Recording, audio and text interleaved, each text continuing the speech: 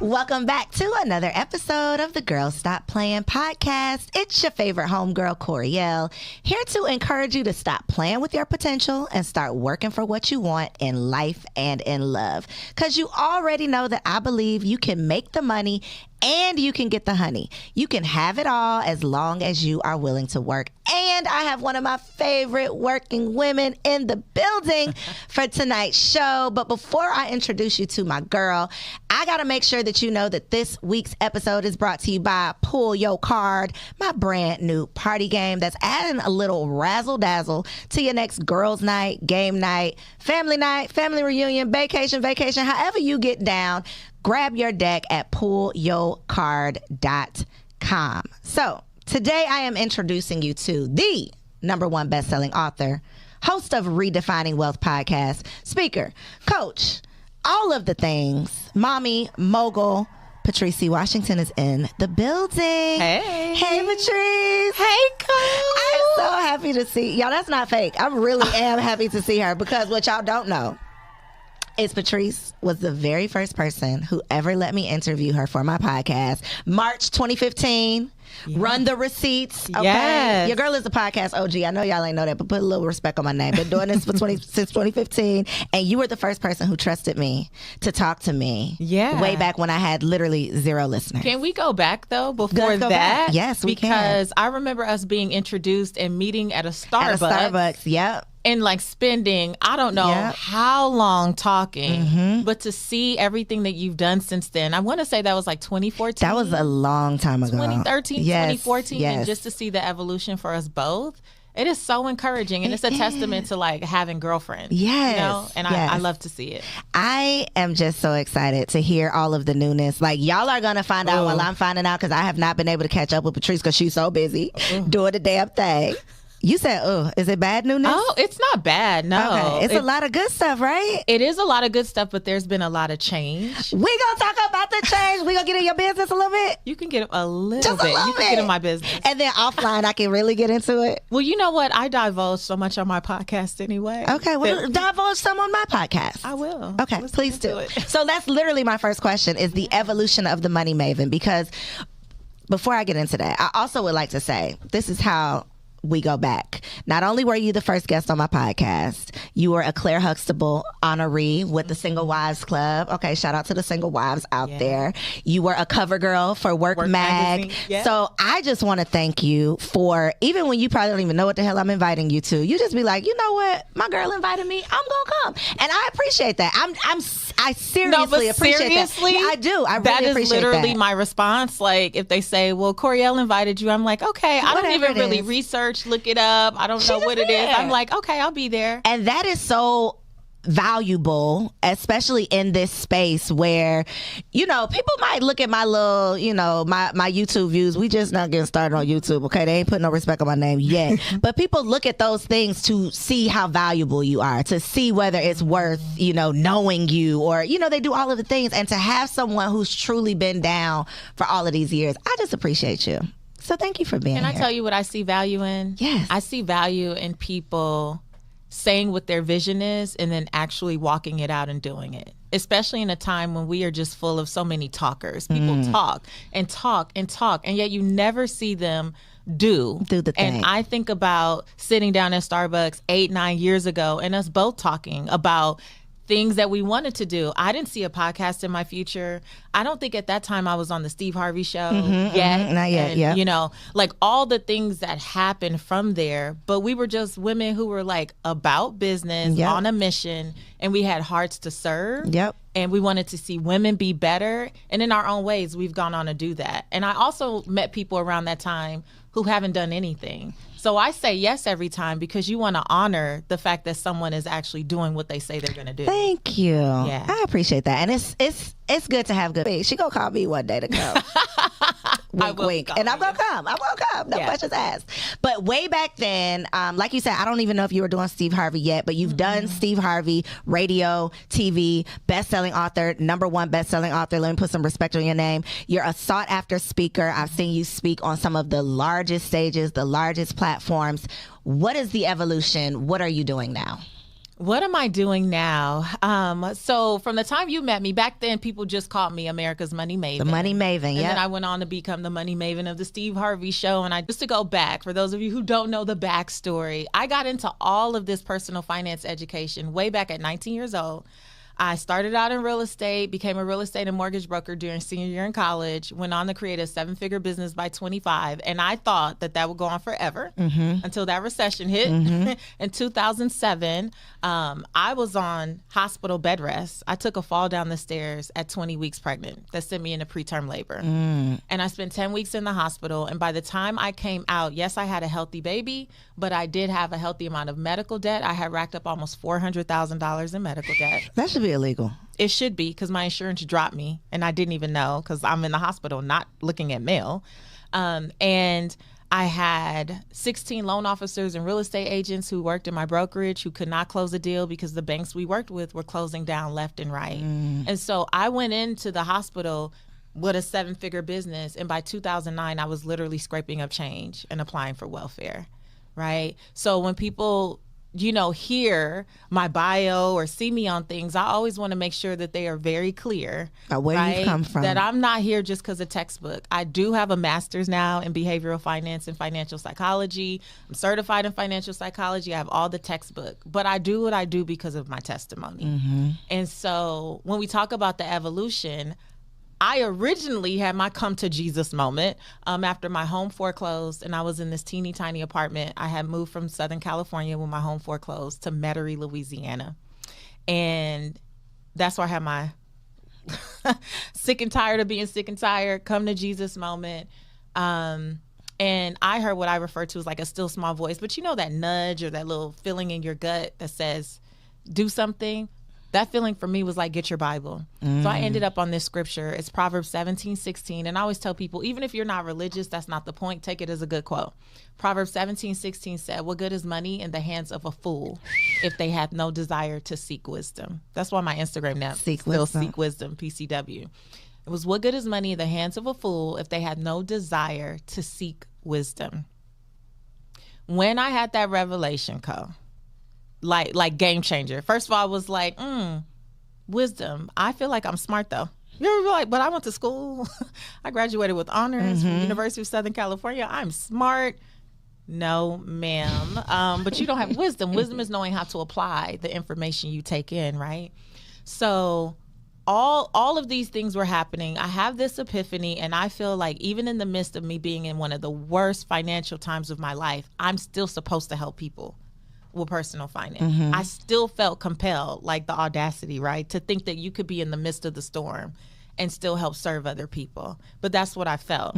So when I started to do that, it was starting a blog. Blog turns into writing for magazines. Magazines turn into radio. Radio turned into books. And, all these things happen. But in 2016, I'm on the Dr. Oz show. And Dr. Oz, he love a good visual, right? He's like, I go in for my rehearsal. He's like, we're going to talk about saving on groceries. And so we're moving these felt pieces of broccoli and tomatoes from one board to the next. And we're having these conversations. And I literally am like, this is a cool opportunity, but this is not what I was called to do. You still did it though, right? You ain't tell Dr. Oz. I did, girl. Okay. I finished it out. Yeah, I did. Right. I finished it out, but it really stirred something up in me because I realized that my whole career up until that point, I hadn't been sharing with people what I was really doing behind the scenes. I was doing what people put finance people in a box, like, we talk about budgets and savings and credit reports. But there was so much more that I was actually doing that was helping me rebuild wealth. And this time, better. I believe in stronger. And so in 2017, I launched the Redefining Wealth podcast. And now there's Redefine Wealth for Yourself, my last book, and all of those things.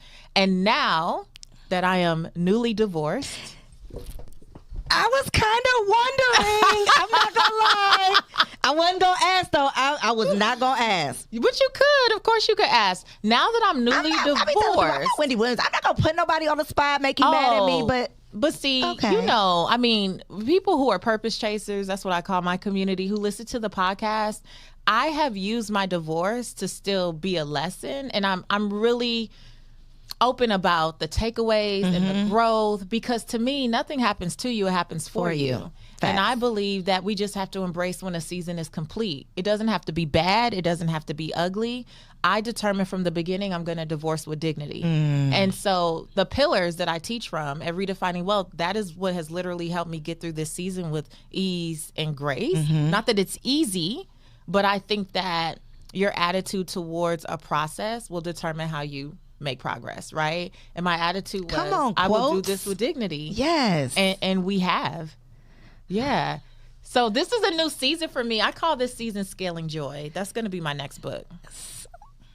Guys, this was not on my list of topics. Oh, you had all kind of questions. Okay, yes, the question, but we're going to have to take a little detour. Okay, so I do, first of all, just appreciate your honesty, your transparency. Because like I said, I wasn't going to ask you. But I do remember when when you got the Claire Huxtable Award, you were very honest. You were very transparent. You told us your business, and you did it from a place of teaching from your lessons learned. Always. And I think that is one of the best things that you can do, is being vulnerable. It's sharing. It's literally not just learning the lessons and being selfish, but sharing them with other people so that I can learn, from the things that you've gone through. So being newly divorced, this show, like I mentioned, is all about helping women make the money and get the honey. So many women out there are single. They're in their single season. They're in their searching season, whether they're searching for themselves, searching for a mate, searching for completion, whatever. What would you say is like your biggest lesson that you're taking from your divorce? Because this isn't the end of the road, right? This is just you on a new path. So look at her face. Should I ask the next question? No, this is not the end of the road. You came in here with the shoulder out. I'm like, what's the next path you're going down? But what would you say you're like walking away knowing now that you didn't necessarily know before that can help somebody else? That the most important thing is loving yourself fully and completely.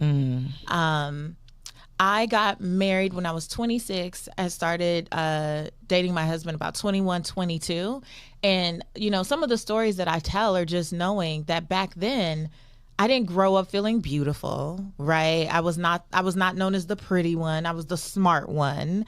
I couldn't look in the mirror without cringing until I was 25 years old, because I always wished I looked like someone else. I'm the kid that used to scrub her skin in the tub wishing I was lighter, because I had other people in my family who were lighter, and people always called me the darky, the blackie, the this, the that. That's right? so crazy to me. Yeah, but it happens. And I know people are in the audience like, girl, that's me. That's what they do, right? And so I didn't have the best perception of self. I knew I was smart and I just leaned into achievement, but I was grateful. Right. And that's not to take away from him, but it's also to acknowledge that at 22, 23 years old, I was like, oh, wow, someone loves me.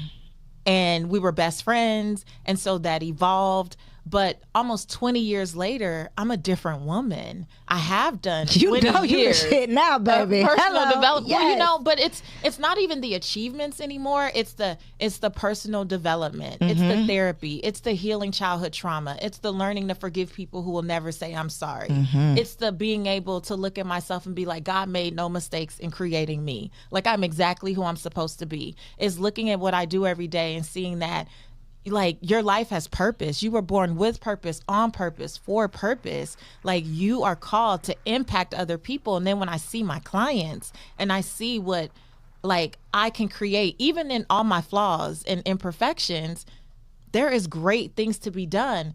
You start to love yourself on a different level. Like, you know what?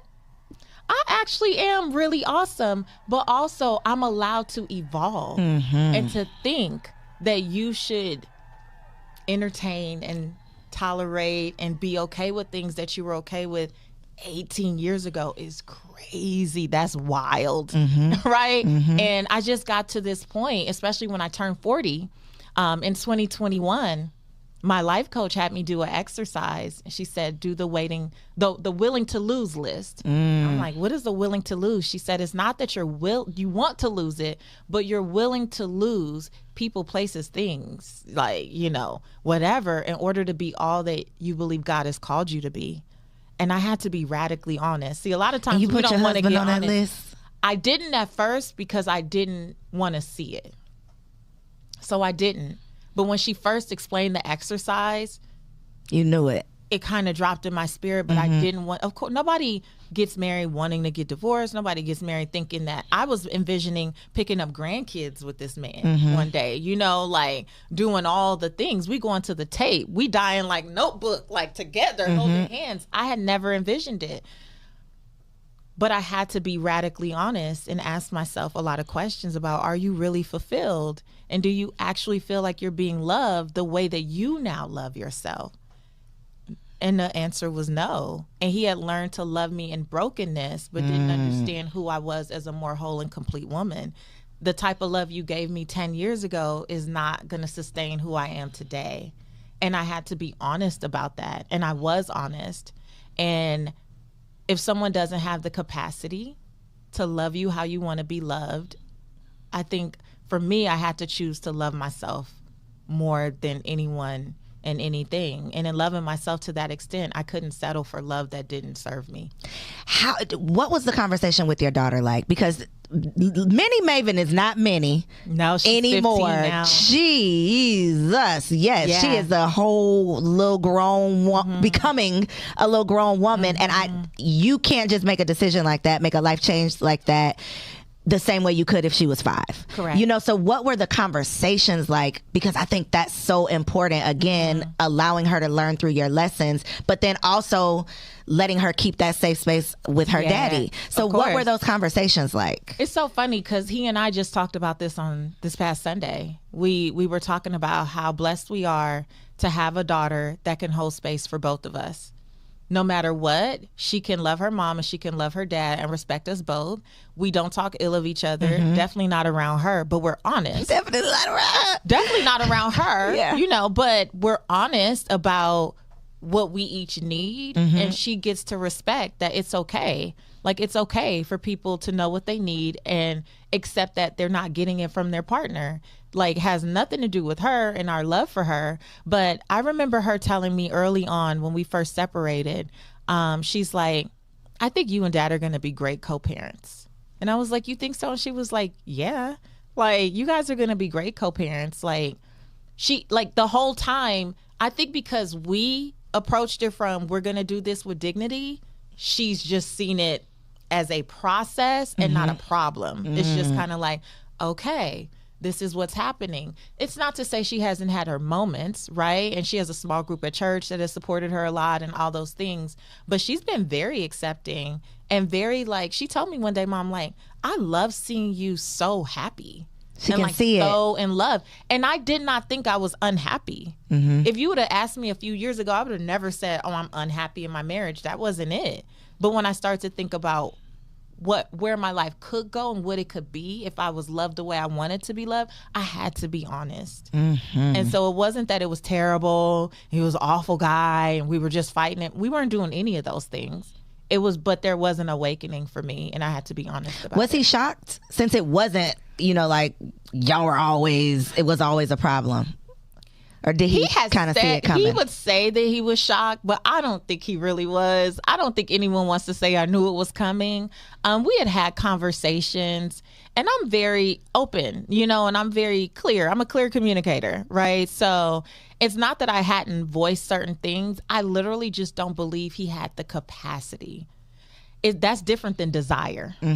I believe that he had the desire and not necessarily the capacity in the time frame that I was working with. And I had to just say, there's no prize in saying, oh, I was married for 40 years, but 25 of them I was unhappy. For Facts. what? Facts. And that's what many of our mothers and grandmothers and great-grandmothers did. We don't live in that time anymore, right? So I have a right to be happy. And I want to be happy and like fully express all of who I am all of the time.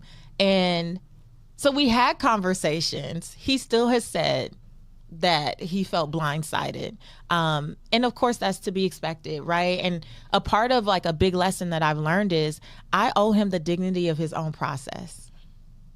When we first separated, because I wanted it to be so, you know, amicable, I was like, we're going to talk every week. And we're going to flush out everything. We're not going to waste all our money on all these attorneys. People were like, it's going to take you 3 years with all the stuff you got. I was like, I do not receive that. We're going to do this with grace. We're going to do this amicably.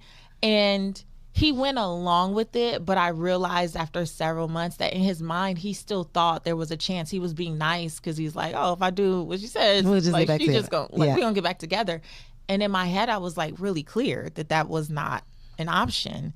And, you know, we had some difficult conversations, and I had to just apologize just recently. I'm like, I was not trying to intentionally control anything, but I realized by you know, carrying on that way and just like, hey, we're gonna talk every week and we're gonna do this and it's gonna look like that I was being controlling, not from a like fear-based place, but it was control nonetheless. And it wasn't fair because he needed to grieve, and a part of his grief may have included not seeing her talking a to true me. like cut. A true Yeah. like, right?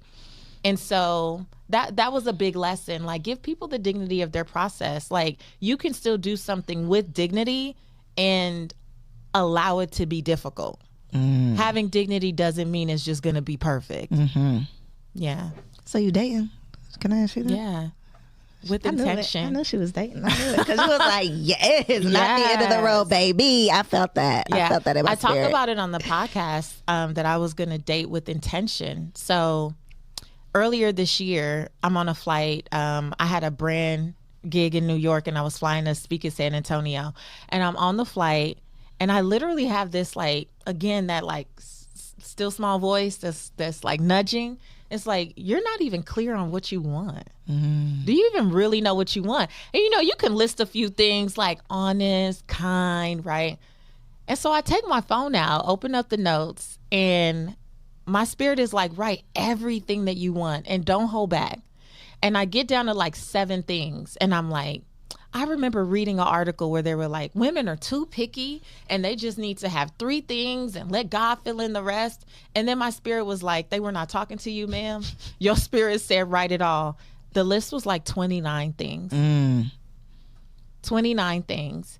And every day, like not every day, but I would say a couple times a week, I just kind of review it because I started to have an awareness. This is the thing. I was heads down, faithful, like all the thing for 14 and a half years, right? So I didn't even know when men were flirting with me because I used to just always be like, oh, thank you. They'd be like, oh, you're beautiful. Thank you so much. I never really looked around, paid attention, none of that. So having the list allowed me to start having more awareness around men, right? And then I could meet people, and all of a sudden, like I would notice like, oh, someone's flirting with me, and I would talk to them, and then I go, oh, That ain't it. No. yo, not you. Like, I remember one thing on the list, Cole, was like, I want someone that's humorous, right? And I met a guy. He seemed really cool. I'm talking to him, and then I realized he has mean-spirited humor. So his humor is at the expense of other people. I don't really like that. As someone who was bullied, you know, as a kid and all that, when it was teasing, but it was nasty, I'm like, I really don't like mean-spirited humor. So I had to like update the list. I was like, humor, Let me get not specific. mean-spirited. Yeah, let me Right. get specific. So that was a really good exercise for me in this season. Just like, okay, what do you want? I will say this. I learned that there's not a shortage of men. Tell them. Look in that camera right there and say that one more time. I have really learned that there's not a shortage of men and good men. And like I said before, I think it's your attitude and what you expect. Because if your perception is all men are dogs and everyone's evil, then that's the lens that you're going to like look at everyone. And that's what you're going to attract. And that's what you attract. But I've actually met a lot of great men. They were not necessarily great for me, but it was really a great exercise. I'm like, oh, nice people exist out here. Yes. Nice tall ones. Come on, nice tall ones. Do you notice men be lying about their height? Yes.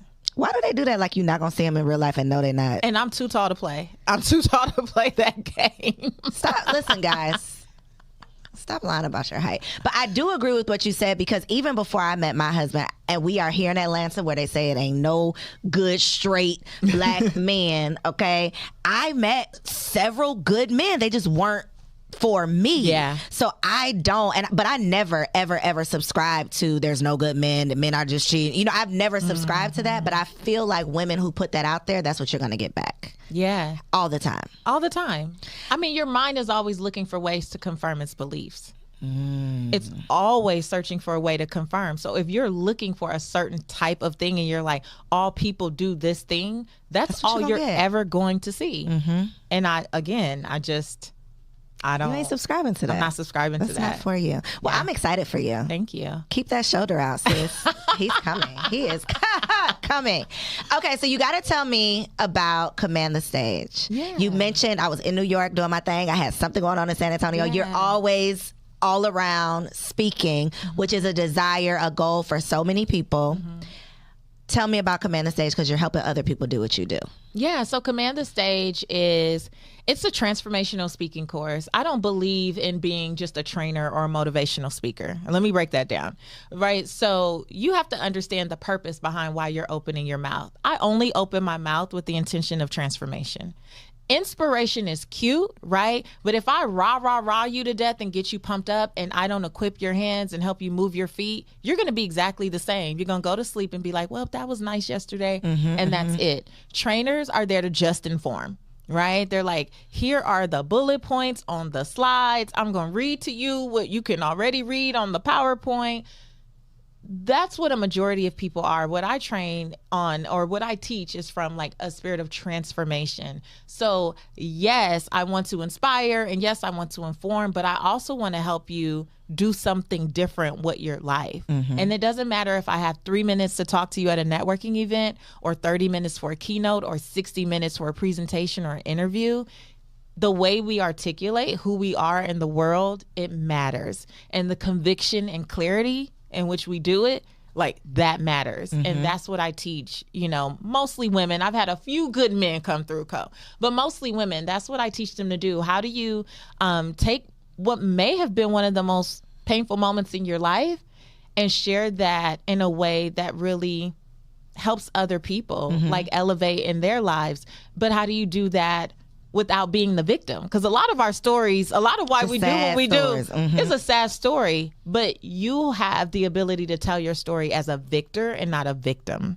So for someone who dealt with the childhood meanness, you, I'm sure, can relate to the people who say, okay, that sounds good, I would love to do that, but I got some confidence stuff. Like, there's just something that won't allow me to get up there and be vulnerable in such a way that I can, provide transformation.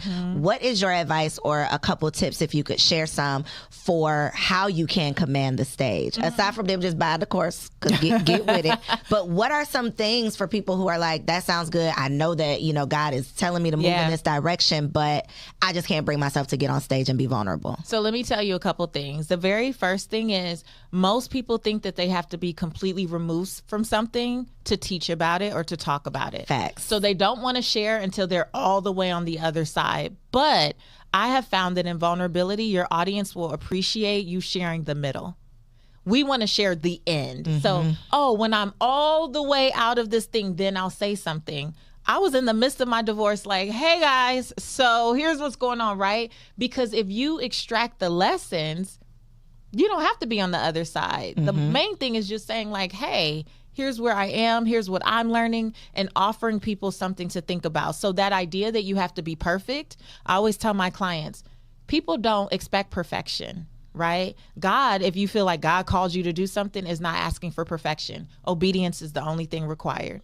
Will you just do the thing and give the best you can? Because if I die today, and I've never made it to a perfect 10, if I was a 7, my only job is to help 1 through 6s.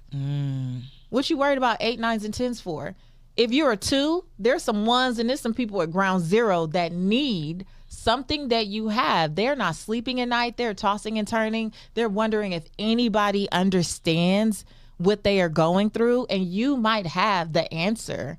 And you are protecting that and hiding that. Like, girl, we don't have time. Girl, stop playing. Girl, stop playing. We don't have time for that, right? So that's one thing.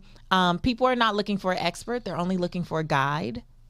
So if you could just get someone to the next best step, that is good enough.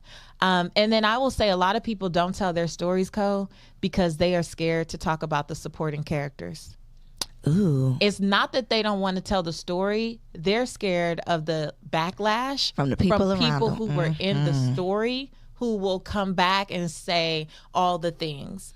And to them, I say, I am more committed to the vision of what I'm supposed to do and who I'm supposed to impact than I am attached to other people's feelings about that impact. Let me tell y'all, I can't wait to tell this story and talk about some of these supporting characters that have me messed up over the years, okay? I'm going to put them in a book, and you know who you are. But the thing is, you can tell the story without really calling people out. I'm calling them out. Okay, Is it okay to do that? Well, you can call them out if Is you it want okay? to. If you want to. Okay. If you can handle what comes back from that. I can handle it. But I've shared so many stories from the stage and on the podcast, and I will never pinpoint and say who the person is. There is a way that you can tell the story and leave yourself and the other people with dignity. Dignity just seems to be my word tonight. It is. I don't have enough of it apparently, but okay, we're gonna work on that. But don't let supporting characters stop you from telling your story, because at the end of the day, it's your story. And just because someone is a supporting character, their background, really what you're trying to communicate to help transform other people are the lessons. You're extracting the lessons and the takeaways, and you're packaging that up in a way that so that people could get practical steps for them to move forward. They really don't care if it was your uncle, your brother, your cut. They don't really need to fill in all those blanks. And I think that's what prevents people from just telling the story in the first place. It's the supporting characters. So let's say you get your story down. You've gotten your confidence together. This is a personal question. How you get out of these empowerment brunch speaking engagements that ain't paying you no money? How you get on some stages to come with some checks? Is that an offline question? What? Because what is happening out here? I don't want no exposure no more. Please book me with a budget. Book you with a budget. Please. So I would say, well, first of all, you know this very well, create your own. You don't have to wait for your own stage. You create your own stage. So that's number one. Number two, I think that people are going to treat you how you allow yourself to be treated. Go ahead, get me together. They're going to treat you right. So we have a habit, and when you're first starting out, I understand wanting to be everywhere and do everything. But I can say for women like you who already have a platform, it's still really, and I went through this, and it's still a stretch for me sometimes.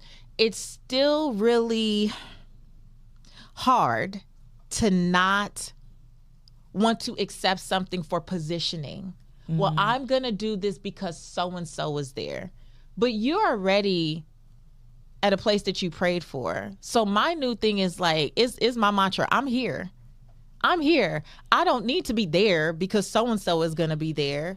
I'm here. And so I will either create my own stage or create my own opportunities, and allow other people to see that that's what it is. So I used to be everywhere for free, and then it was okay, $500 a talk, and then it was $1,000 a talk, and now my virtual talks are $15,000 for 45 minutes, and I'm not leaving my house for less than 20. I need a moment of silence. Because guess what? I remember at Starbucks. Yeah. The number wasn't 15, it was 5. You were like, if I'm not coming anywhere if I can't make 5K. So let me just high five you. I remember because then to me that was like, sis is making 5K just to show up. That was I'm putting that on my vision board. Yeah. So thank you for giving me something new to put up on that vision board. And you know what we have to do as Black women, especially, just talk about numbers.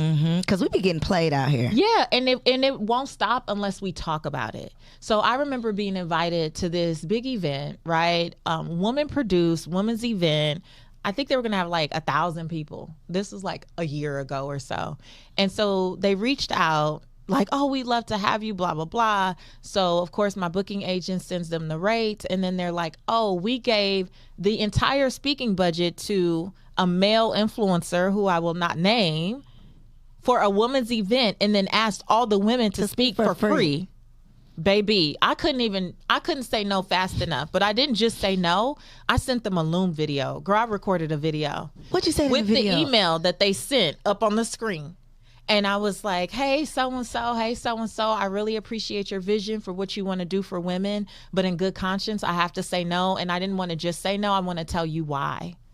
And I was like, for women, and especially for Black women coming up behind me, you will never ask us to work for free at a woman's event where you're going to charge tickets, right? And then pay it all to a man. The audacity. but I was just as nice, and I with just a smile.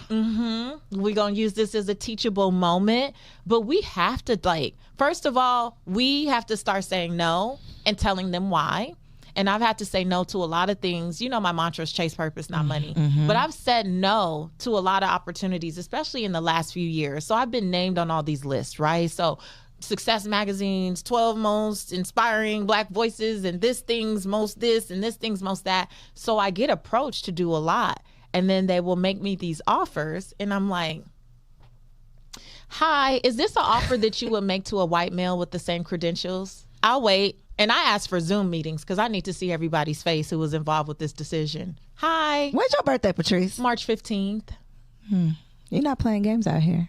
Not at this point, because I feel like I have a responsibility. I coach way too many women to just continue to allow these shenanigans to go on, and not on my watch, right? So when I have the opportunity, I'm like, let me get you straight, because I don't need your yes. I don't need your platform. I don't need it. So I can get you straight so that when you approach my good sis coming up behind me, you're like, ooh, last time that Black lady, it didn't go so good. So let me do better for her. So yeah, I take that role now very seriously. Like, yeah, and I talk about numbers openly because we need to know.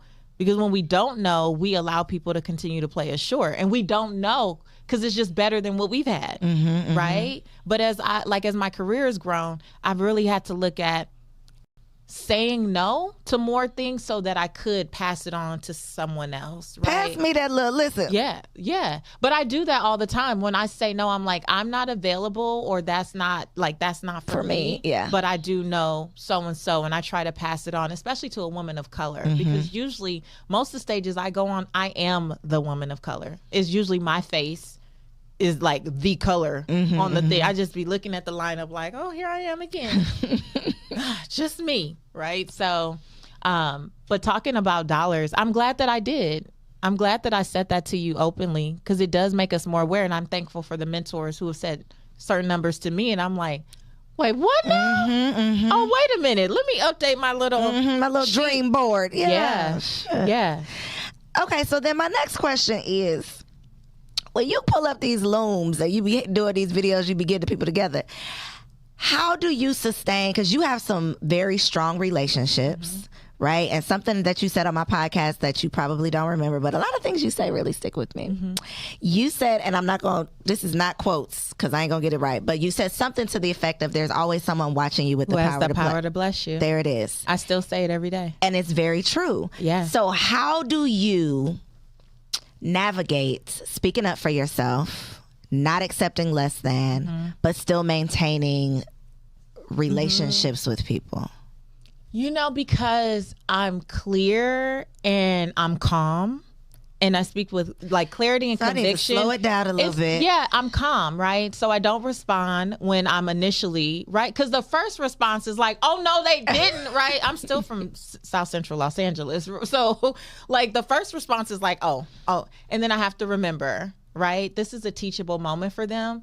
If you don't come correct, you're going to blow it, because they'll stay away from us for some time. So I use it as like I said, hey, so-and-so, I'm so like honored that you wanted me to participate, but I have to be honest with you, right? And I think it's just in our delivery.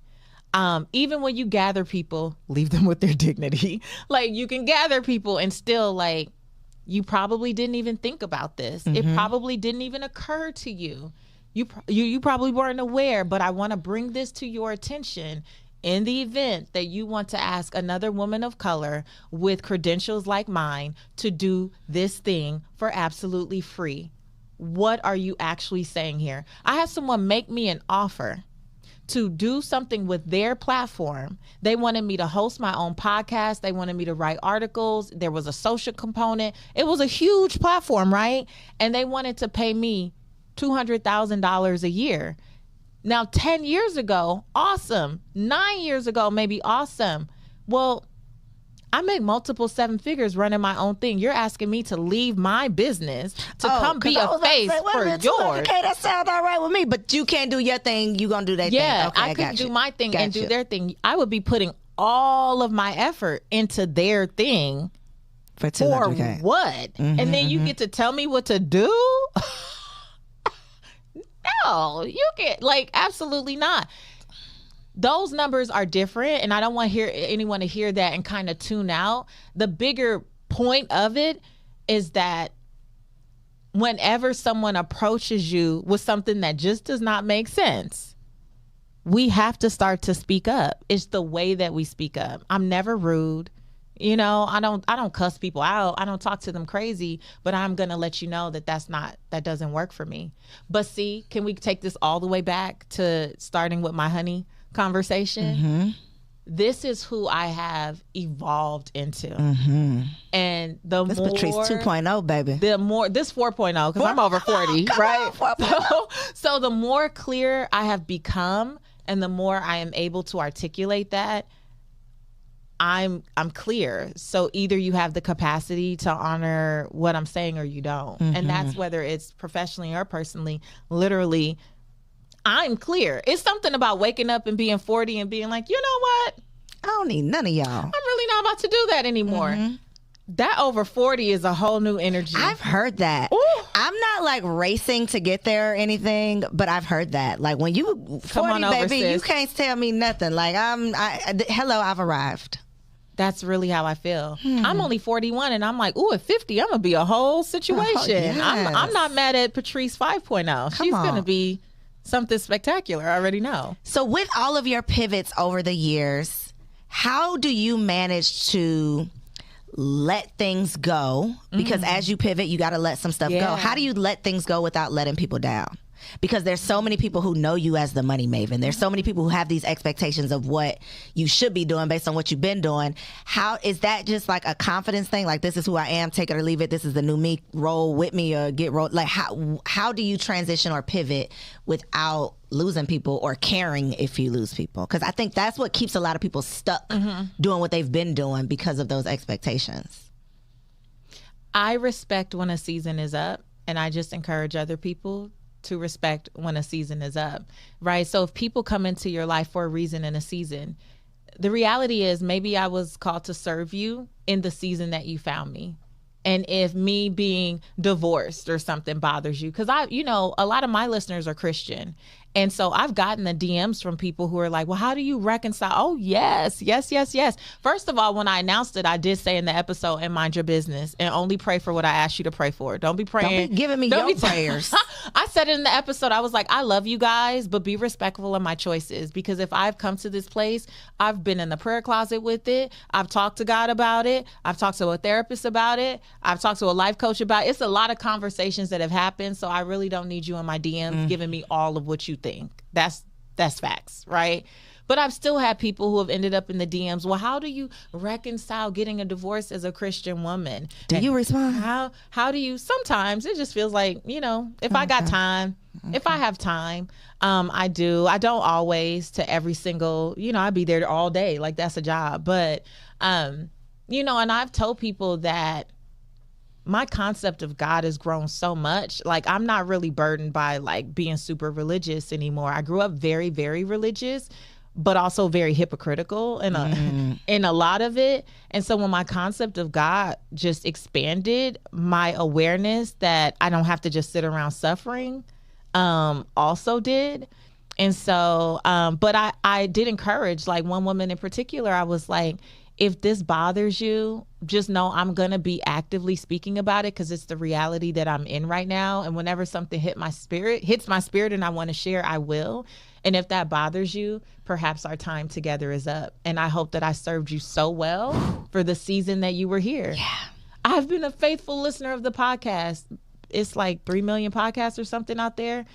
I am so grateful. We have almost 15 million downloads. Come on, I'm grateful million. for every single download. And also, if this no longer serves you, then it's time for you to roll out, because there are so many women who are in that place where they are like, they're scared to say, this doesn't serve me anymore, or I don't know what to do, or it's uncomfortable being the breadwinner. Like, there's so many women who want to have these conversations. Maybe now it's time for me to serve them, and it's our season together. And when something else changes, there will be, it's 8 billion people out here.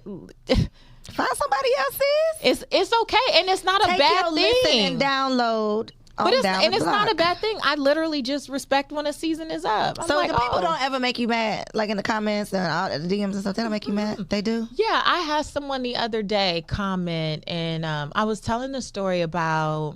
It was like a clip from me speaking on stage, and it was about me growing up feeling ugly, something like right, and having to go to therapy. And someone was like, you Americans are so weak and blah, blah, blah. And who needs to go to therapy for that? And so and something about you don't even have tribal scars. It was weird. It's in my comments. You don't even have tribal scars. And I said, I think it's so sad that you would believe that the only abuse that matters is physical abuse. I'm like, abuse is present in so many ways, and the reason that Black people suffer is because we're not free to just talk about our experiences. I'm not saying that everyone needs to go to therapy. I mean, even though I think everyone needs to go to therapy, but I'm not saying that. I'm saying this is how I have processed like what I'm experiencing, and I said in your comment says more about you than it does me. And but be blessed of you. And here's the thing: use your platform to educate on what you think is best. There are so many ways to do anything. Use your platform for good. But why are you over here trolling me? And I don't even block them no more. I used to my block ministry was so strong for like such a period of time. I'd be like, what they said, block, block, block, block, block, but block, I block. First. I respond first so it show up on their notifications, and then I block them so they can't respond. I don't even block anymore. I let them respond. There. God is still working on me. Yes. I let them respond. I let them respond. Now, I'm not going to respond to you twice. Once I say what I said what I said. I'm not going to keep going back and forth with you. No.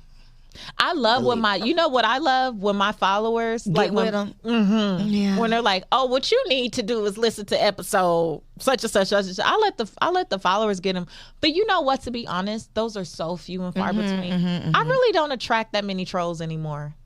I think it's just my energy. Like my energy doesn't really allow for you to think you're gonna play with me like that. You know, pray for me, Patrice. Okay. Cause I be getting with them. And my husband be like, I saw you had to tell her that. I'm like, you saw it. Hey, I thought I deleted it quick enough, but he be watching. Okay, so let's play a little game of Pull Your Card. Okay, let's see. I'm gonna let you choose. Do you want to do trivia or you want to do this or that? Girl, I'm awful at trivia. Are you? Okay, at least you're honest, because there's been some people who didn't think they were awful and they were actually. Oh, I already know. I'm not your partner at any of these.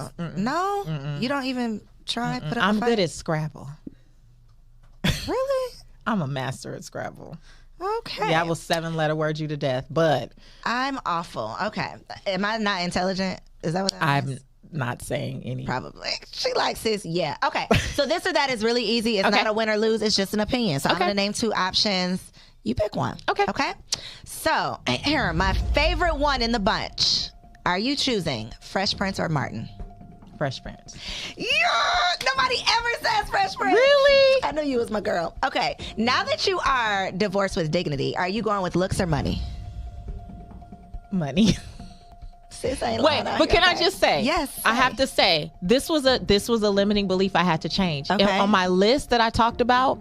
So because I'm self-sufficient and I can take care of myself, I've just kind of thought like, oh, I don't really need a man with money. Yeah. So I kept attracting people who just were cute. Broke, and I'm like, okay, I had to add to the list. Can take care of themselves 1,000%, not 100. That's not enough. 1,000%. And then I said, has the capacity to take care of me, even if I don't need them to. Mm-hmm. But you have the capacity, and it's possible. Yeah, and it's very possible. But because that was a thing, I don't need a man with money. That's what I was attracting. That's how so many successful women attract men with nothing, because they have that mindset that I don't need anything, and then you get nothing. Very true. Yeah. I was a bum magnet out here. Okay. Are you choosing Money Maven? Are you choosing an 800 credit score or $50,000 cash? 800 credit score. Really? You don't want the 50K? You like, that ain't nothing, that little chump change. Okay. Well, no, because you have a credit limit with $50,000. You could get more than. And then you could get multiple credit limits. With the 800, yeah. Yeah, and then have access to way more. I trust you. You're the Money Maven. Yeah. Insecure or Power? Power. Issa Rae, I love you, girl. Can't wait to have you in the studio. I'm choosing Insecure every time. All right. Do you prefer listening to the radio or an album? An album. Really? You don't care about the singles? Not your thing? I never really have terrestrial radio on anymore. Like, I usually am just going straight to whatever my playlist is. I live in 90s R&B. Baby, I don't know 90s what R&B. is What's going on out these here. days? Like, I mean, I hear Glorilla, things. not your girl? My daughter played that song for me. You liked it a little bit, right? I did. You because of the season I was in. I'm not gonna lie. Yeah. You blame it on my child. It was her. These kids will keep you young. Yeah. They'll keep you out here. Patrice, I love you. I love you too. I can't wait to hug and squeeze you. Look in that camera right there. Tell the people how they can command the stage, where they can listen to the podcast so we can be at 50 million downloads, and how they can follow you on social media. Well, you can find out about all things Patrice Washington at patricewashington.com. And you could connect with me in social media at Seek Wisdom PCW. Instagram is still my favorite place to play. I do respond to DMs. Just don't ask me. Don't act crazy. Don't act crazy, because I'll leave you in that other box. But if you heard me here, just let me know so that I can always thank Co for introducing me to you. And of course, come on over to the Redefining Wealth podcast. I teach from the 6 pillars of wealth. These are all the parts of life that impact your finances, even when you're not thinking about it. So if you're struggling with any part of your wealth building, I guarantee you there's some place where you are cluttered and you are not well, and I can probably help you pinpoint it. So come learn more at the Redefining Wealth podcast. You heard it here first, y'all. We got all up in your business just a little bit. I appreciate it. You're the first person I let really get in my business like that. I feel honored because you're the first person that let me interview them on the podcast. So it's a full circle moment. Thank y'all so much for tuning in. Share this episode with a friend, y'all. Like it, comment below, do all of the things, because it was some good girl talk up in here. And grab your deck, pullyourcard.com. See you next week. Girl, hey, I hope you enjoyed that video. This channel is all about encouraging you to stop playing with your potential and start working for what you want in life and in love. So make sure you hit that subscribe button so that you'll be notified when the next video drops. And comment below and let me know what you want to see on the next video. Peace out.